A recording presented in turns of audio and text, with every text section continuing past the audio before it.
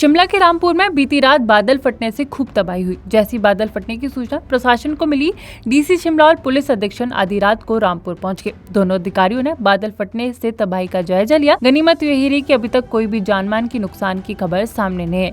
बादल फटने की सूचना के बाद प्रशासन ने निचले इलाकों में आधी रात में लोगों के घर को खाली करवाया। लोग रात भर अपना घर छोड़कर बाहर भागने लगे और नाले से दूर चले गए। इससे रात भर क्षेत्र के लोग दहशत में रहे। बादल फटने से खड्ड में रात भर पानी का स्तर डरावनादायक बन गया था। सुबह होते ही नाले में पानी का स्तर कम होना शुरू हो गया था। तब जाकर लोग अपने घर में वापस लौटे। भारी बारिश के कारण पंचायत में मोबाइल सेवा भी ठप हो गई। इससे बिजली की सप्लाई भी बंद हो गई थी और लोग रात में अंधेरे में बिताई। लोगों ने अपनी रात जो है वे अंधेरे में बिताई।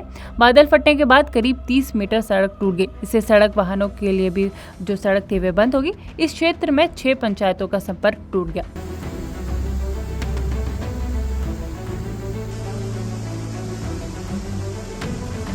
शिमला के रामपुर में बीती रात बादल फटने से खूब तबाही हुई। जैसी बादल फटने की सूचना प्रशासन को मिली, डीसी शिमला और पुलिस अधीक्षक आधी रात को रामपुर पहुंच गए। दोनों अधिकारियों ने बादल फटने से तबाही का जायजा लिया। गनीमत यही रही कि अभी तक कोई भी जानमाल की नुकसान की खबर सामने नहीं है।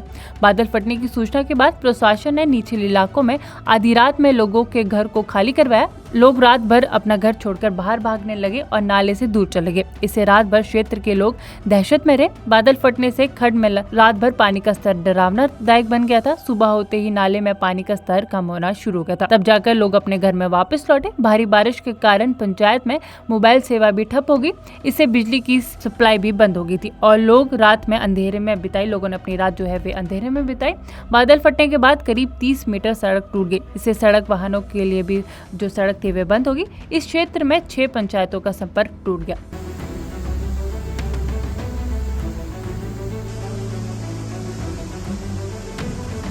शिमला के रामपुर में बीती रात बादल फटने से खूब तबाही हुई। जैसी बादल फटने की सूचना प्रशासन को मिली, डीसी शिमला और पुलिस अधीक्षक आधी रात को रामपुर पहुंच गए। दोनों अधिकारियों ने बादल फटने से तबाही का जायजा लिया। गनीमत यही रही कि अभी तक कोई भी जानमाल की नुकसान की खबर सामने नहीं है।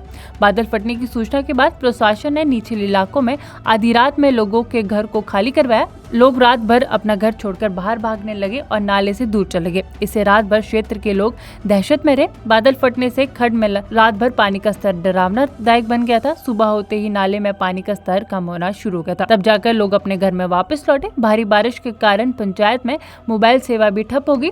इससे बिजली की सप्लाई भी बंद हो गई थी और लोग रात में अंधेरे में बिताई। लोगों ने अपनी रात जो है वे अंधेरे में बिताई। बादल फटने के बाद करीब 30 मीटर सड़क टूट गई। इससे सड़क वाहनों के लिए भी जो सड़क थी वे बंद होगी। इस क्षेत्र में 6 पंचायतों का संपर्क टूट गया।